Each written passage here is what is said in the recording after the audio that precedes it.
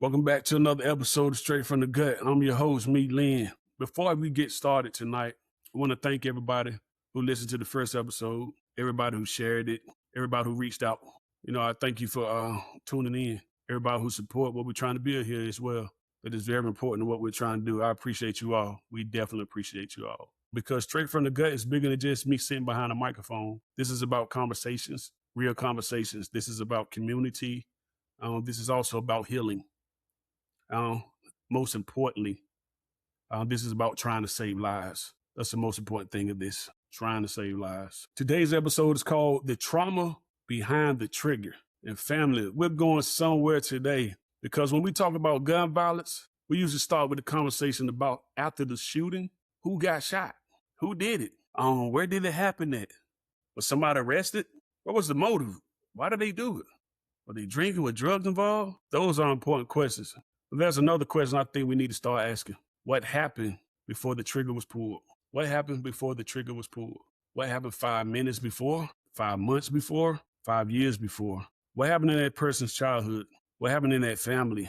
What happened in that neighborhood? What pain was the person carrying? Those are important questions, things we need to think about. Because if we are serious about reducing gun violence, we can't only talk about the gun. We got to talk about the person holding the gun. That's how we're going to reduce gun violence. And sometimes we got to talk about the pain behind that person. Today, we're talking about trauma. We're talking about mental health, and we're talking about healing before violence occurs. Now, let me make something real clear before we begin. Understand that trauma does not mean excusing violence. If you hurt somebody, there still has to be some accountability. We can believe in accountability and still ask, how could this have been prevented? That's what we're talking about today. So pull up a chair, get comfortable, get you some snacks, and let's have a conversation. It's straight from the gut. Let's get ready. First thing we think about, what is trauma? Let's start with the basics right there. What exactly is trauma? When somebody hear the word trauma, they immediately think about war. They think about somebody being shot. They think about a terrible car accident. They think about physical abuse. And yes, I say yes. All of those things can cause trauma. But trauma could be much broader than that. It has to be. Trauma can come from something happening one time. Trauma can build over years. Think about a child growing up in a neighborhood where we hearing gunshots is normal. Think about a child who lost their friends or family members to violence. Think about somebody growing up around domestic violence. Think about somebody growing up around addiction, being exposed to abuse, being a victim of neglect, poverty, housing instabilities, bullying. These are things that cause trauma. Family members going in and out of jail, in and out of prison, and nobody ever sits that child down and says, how are you doing? What are you feeling? Are you scared? Do you want to talk about what happened? These are things we need to ask. Instead, we sometimes tell them, you're going to be all right. Be strong. Don't cry. These are things we say. Toughen up. You know better than that. And especially with young men. We tell boys at a real early age, don't show no emotions. I was told that all my whole life growing up. But just think about that, right? If a boy is hurting and we taught him the sadness is weakness, what emotion is he allowed to show? A lot of times it's anger, something we need to pay attention to because sometimes anger is emotion we can see while pain is what's underneath it. Hey, something we can see, but pain is underneath it. One thing I want everybody to listen to, remember to, in this day, not every wound bleeds. Some wounds are emotional. Some wounds are psychological. Some wounds have been there since childhood. Somebody might be walking around and going to work, going to school, attending PTA meetings, laughing, joking, carry on day-to-day activities, posting pictures, looking comfortably and fine. Inside, they're struggling. That's why we have to stop assuming that because somebody looks okay, they are okay. Sometimes people smiling hard as are fighting battles we know nothing about. Just think about that, man. People smile all the time to hide their pains. So let's talk about this stuff. This experience with trauma, this part is personal for me. And many people know me and you know my story. A lot of people know I've been shot. That shooting left me paralyzed. My life changed. When people see me today, one of the first things they see is this wheelchair. They can see the physical results of what happened. But what people can't always see is everything that happens inside a person after trauma. The questions that you get no answers to, the frustrations, the anger, the adjustments, the uncertainties of life and everything else. the process of figuring out the relationships. What does my life look like now? These are questions we ask all the time. The hospital can treat the physical wound. Doctors can perform surgeries. Therapists can work with your body. Medication can help manage pain. But what happens when you go home? What happens when everybody else goes back to their lives and you're still trying to understand yours? That's a different kind of recovery. That's one reason why this subject means so much to me. I don't talk about trauma because I read about it sometimes. I talk about it because I understand what it means for one moment to change the direction of your life. But here's something else I learned. What happened to me, it doesn't get to decide who I become. That's where healing comes in. I could allow anger to consume me. I could have spent my life asking, why me? But eventually, I had to ask different questions. You know what those questions were? What am I going to do with the life I still have? Any part of my answer is what you're listening to right now. Advocacy. That's me. Community. Yo, that's me. Conversations. I have them all the time, man. Trying to help somebody else avoid what I went through. That's my purpose. That's why I have these podcasts. That's why we continue having these podcasts. That's why we continue working to try to help my community, anybody been through what I've been through. Here's something else we need to understand. Just because something happened years ago, that doesn't mean it stopped affecting your years. It stopped affecting you years ago. People would tell somebody, man, that happened a long time ago. Get over it. Or move on. Healing doesn't work like that, man. Healing is a process. It takes time. The calendar can move forward while somebody emotionally remains stuck in the moment. Think about someone who has witnessed a shooting. Later they hear fireworks. Everybody else hears celebration. But that person may hear danger, harm, fear, fight or flight. Somebody walks into a restaurant, automatically looks at the exit. Somebody always wants to sit facing the door. It's trauma. Somebody hears people arguing and need to become anxious. Somebody can't sleep. Somebody's always looking over their shoulder. Somebody can't trust anybody. And somebody is constantly preparing for something bad to happen. It's called living in survival mode. This is what it looks like. We can't expect them to simply flip a switch on and turn it off. People need support.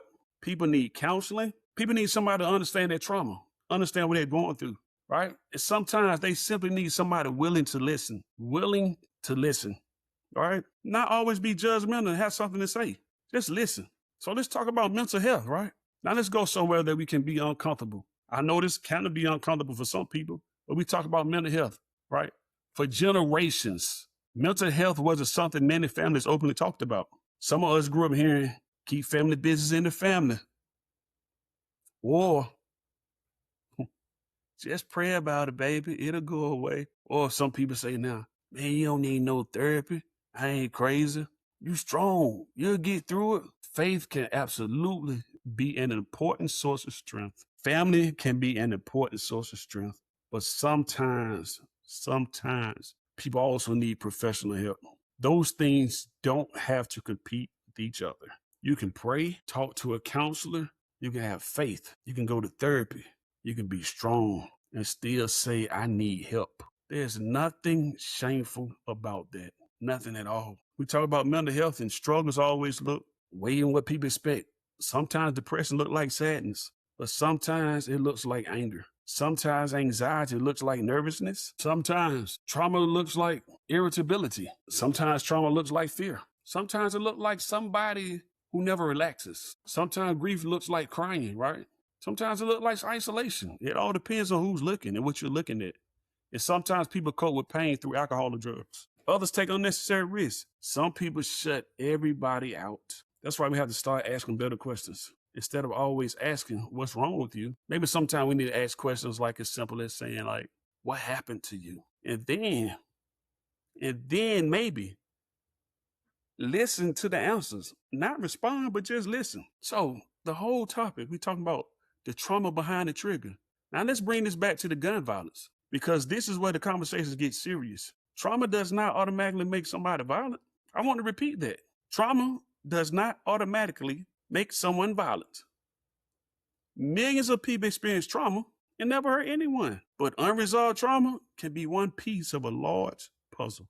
Combine pain with hopelessness and poor coping skills, resolving unresolved anger, peer pressure, lack of opportunity, easy access to a weapon. At a culture where walking away is considered weak, and social media now. And suddenly, a conflict that lasted 5 minutes can change lives forever.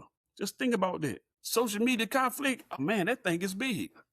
We have to talk about this. Some conflicts today don't stay between two people. They get posted on social media, Snapchat, Instagram. They get shared. They get screenshot. They get commented on. Now everybody have an opinion. Everybody got something to say. People start saying, you gonna let him disrespect you like that? You gonna let her embarrass you like that? You better do something. You looking weak. Well, you ain't weak. And now somebody isn't just dealing with the original disagreement. They're dealing with embarrassment. They're dealing with pride.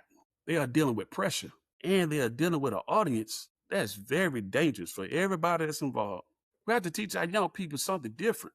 Walking away isn't a sign of weakness. Going home alive isn't a sign of weakness. Choosing not to retaliate isn't a sign of weakness. Being able to control yourself when somebody's trying to provoke you, that's called strength. Real strength is being able to say, this isn't worth my life. Because one emotional decision can create permanent consequences. One trigger pulled, and now one family is planning a funeral, and the other family is trying to find a lawyer. Two families hurting. Friends are hurting. Children are hurting. And the community loses again. That's serious. The community loses again. So we need to talk about healing before violence happens. So what do we do? How do we do it? Because I'm not interested in spending an hour talking about problems without talking about solutions. We have to start treating healing as a violence prevention.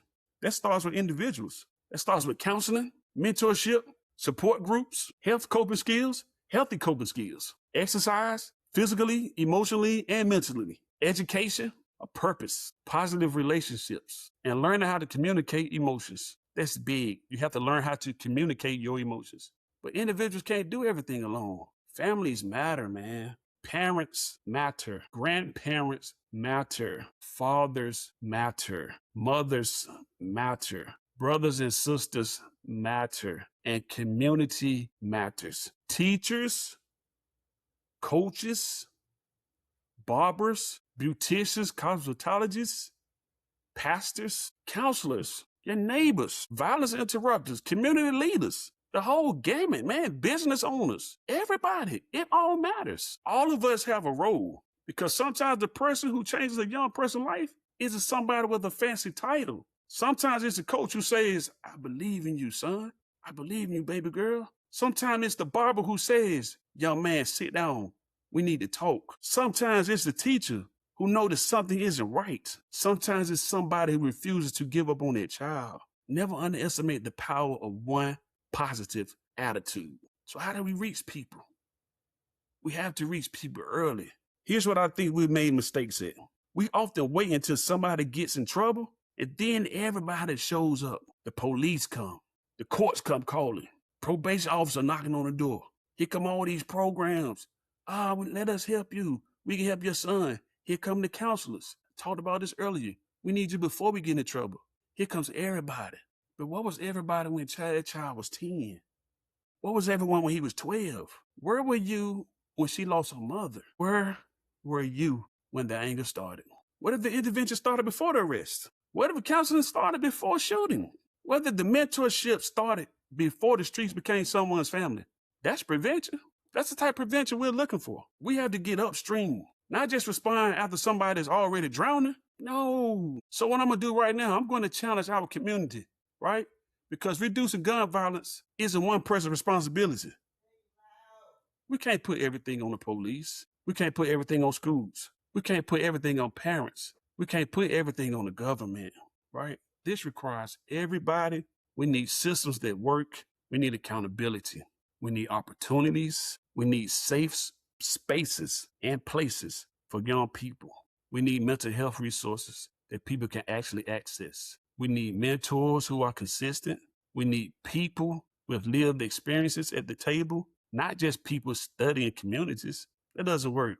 But people who actually come from those communities, people who understand what these young people are facing. These are the people we need at the table. So, family, this is the part I really want you to hear. I lived with the consequences of gun violence for 35 years. This wheelchair is a part of my life, but this wheelchair isn't my whole story. Being shot isn't my whole story. Trauma isn't my whole story. And whatever happened to you doesn't have to be your whole story either. It doesn't. You can heal, you can grow, you can change, you can find purpose. And sometimes the thing that almost destroyed you because of reason, you help somebody else survive. That's part of why I'm sitting here today. Because maybe somebody listening is angry. Maybe you're hurting. Maybe you're thinking about retaliation. Maybe somebody embarrassed you. Maybe somebody disrespected you. Maybe you're carrying something you never told anybody. Hear me out, please. One moment is not worth throwing your entire future away. Walk away. Call somebody. Talk to somebody. Give yourself time.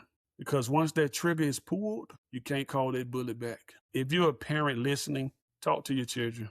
Don't only ask, how was school? Ask them other questions. Ask them, how are you? What are you worried about? Is something happening that I need to know? Do you feel safe? And then be quiet and listen. Sometimes we don't need to immediately give advice. Sometimes people just need to know somebody hears them. This is my challenge, and I'm challenging everyone who's listening. Here's my challenge for everybody listening this week. Check on one person, not what the text message says you good, because you already know what they're going to say. Yeah, I'm good. Call that person. Sit down with them. Look them in the eye and ask the question, how are you really doing? And when they answer, listen. No judgment, no lecture. Just listen. You never know what somebody is carrying. Their conversation could be exactly what they needed. Just listen. Before we close tonight, I want you to remember 3 things from today's episode. First one, trauma is real. Second, mental health matters. And thirdly, healing can be violence prevention. We cannot wait until the trigger's pulled to start caring about the person holding the gun. We have to reach the people earlier. We have to listen earlier. We have to mentor earlier. We have to intervene earlier. We have to heal earlier. Because preventing gun violence isn't only about stopping bullets. It's about giving people reason to believe their lives have value. It's about giving young people hope. It's about building families. It's about strengthening communities. And it's about teaching people that conflict doesn't have to end in death. To everybody listening tonight, your pain doesn't have to become somebody else's pain. Your trauma doesn't have to become your identity. Asking for help doesn't make you weak. Sometimes asking for help is the strongest thing you can do. If this episode touched you, share it. Send it to somebody who needs to hear it. Talk about it with your family. Talk about it with your friends. Please talk about it with your children. Talk about it in your community. And let's start waiting till another life is lost before we decide it's time to have these conversations. Hey, I'm Lynn, and this is Straight from the Gut. Thank you. Real stories, real pain, real solutions. Until next time, check on somebody, love somebody, mentor somebody, and most importantly, let's keep working together to save lives. Straight from the Gut. I'm out.